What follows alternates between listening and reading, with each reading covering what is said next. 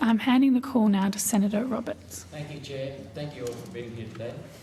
At the last Senate estimates, I was given many assurances by the witnesses from the Department of Home Affairs that no parliamentarians would have been referred for censorship under your COVID-19 program. We now know that was false. The Department of Home Affairs did refer the posts of a sitting parliamentarian to the social media companies for censorship, and we are meant to believe that the senior witnesses at this table knew nothing about it. Either the Senate was misled, or the witnesses at this table do not actually know what's going on in your department as they refer parliamentarians for censorship. Is your department out of control? Senator, our department is happy to respond to your question. Mr Smythe can take you through the detail. Senator, I think as referenced in previous hearings, the department is not in the business of censoring. We referred posts to social media platforms to take action at their discretion as to whether or not they felt that particular posts breached their service standards. So you're enabling... Sorry, you continue. And I know that from the previous hearings in relation to whether or not there were posts that were from particular members of Parliament, the Secretary at the time said that he would be surprised. You are quite correct. There was referrals for a particular Member of Parliament that were made. They shouldn't have been made, and the department has looked at its processes, but we do not now engage in any of that the same activity. That activity ceased in late May of this year.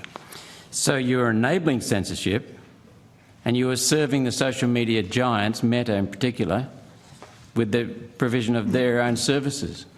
Senator, as I previously said, is that correct? We are not in the business of censoring. But you enabled censorship.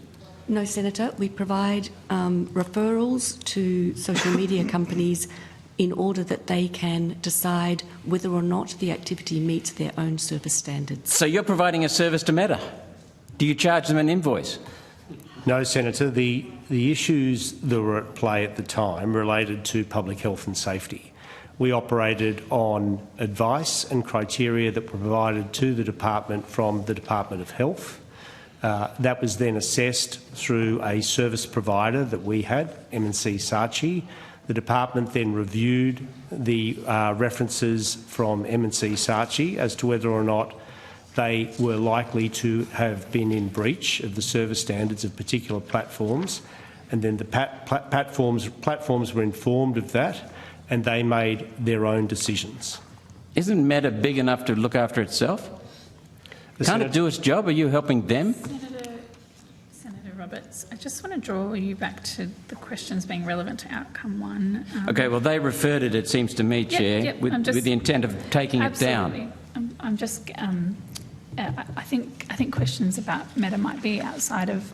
the relationship is obviously relevant. Direct questions about Meta might be better directed to them and is outside of outcome one's relevance. You referred it with the intent of it being taken down. No, Senator, we referred it with the intent as to whether or not the platform could determine whether it breached their own service standards. Are you in the business of helping large global multinationals conduct their own affairs? Senator, we're in the business of looking after public health and safety, and it was in the middle of a global pandemic where a lot of people were dying. Have you received legal advice on whether your department has breached the implied freedom of political expression with this program? No, Senator. Why not? This is pretty significant. Senator, because the posts that were referred to were a decision of the platforms themselves as to whether or not they took any action. The department has paid more than $1 million to M&C Saatchi for their part in this COVID-19 censorship referral program. Did M&C Saatchi determine what was misinformation, or did the department, or rather, did M&C Saatchi or you determine whether or not, or the department determine whether or not it complied with Meta's guidelines? Senator, the the funds that were paid to M&C Saatchi for the period throughout from March 2020 to July of last year was $256,000 in relation to the COVID information. That was David Chick. And then there was a previous contract that was already in place that was around $500,000 plus. Well, I have a question on notice BE 23-193 about M&C Saatchi payments. Of these payments, this is your response. World Services Australia, trading as M&C Saatchi, has been paid a total of $1,911, GST inclusive, from the 1st of July 2019 to 31st of May 2023 for their work to produce analytical reporting on COVID-19 malign information in the Australian social media environment. And I hesitate, well, I jump in there to say that some of that, what is known as malign, is now vindicated. This can be broken down into the following payments by financial year. 2020-21, $757,000. That's $750,000. 2021 to 22, $128,000. 2022 to 23, $116,000. There's a lot of money going to an international advertising firm. So, Senator, you've asked us to take that on notice. We'll be happy to do so. This was your reply.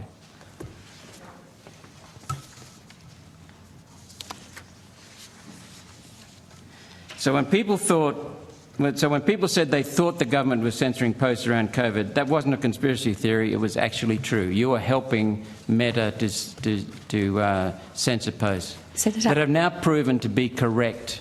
Senator, I think the officer has provided this evidence a couple of times already. We were referring posts to social media companies for their own decision.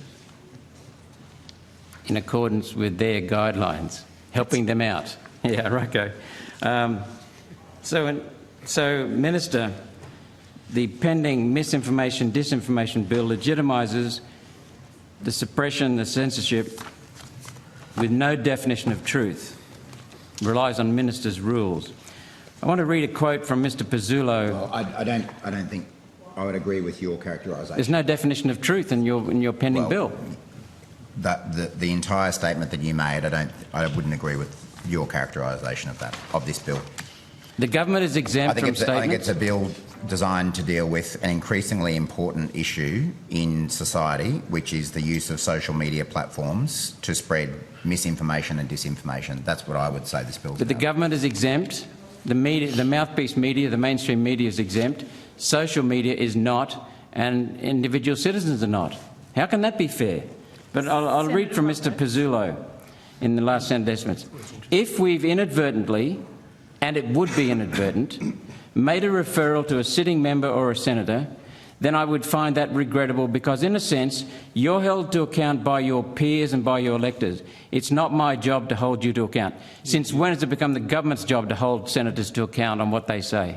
Well, Mr. Smythe has already acknowledged that, I can't remember the exact words he used, but it was to the effect of that it was regrettable that this had occurred on one occasion, that the department looked into that issue after it was raised at the last estimates. Mr. Pizzullo said that it would be regrettable if it had occurred, and Mr. Smythe has already addressed that this morning. Well, let me make it clear, Senator Watt. I'm not talking about the department anymore. I'm talking about the Labor's pending misinformation, disinformation Senator Roberts, bill. if that's what you're doing, that's not relevant to outcome one, and I've given you two directions. I'm using Senator... Senator Roberts, I've given you two directions about asking relevant questions in this section.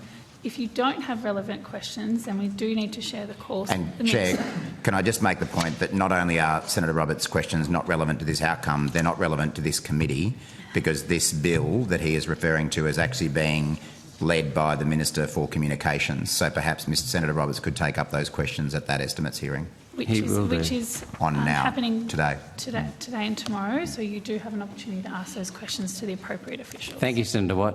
Thank you, Chair. Here to help, Senator Roberts. You know me. I'm sure you are, Senator Watt. Thanks, Senator Roberts.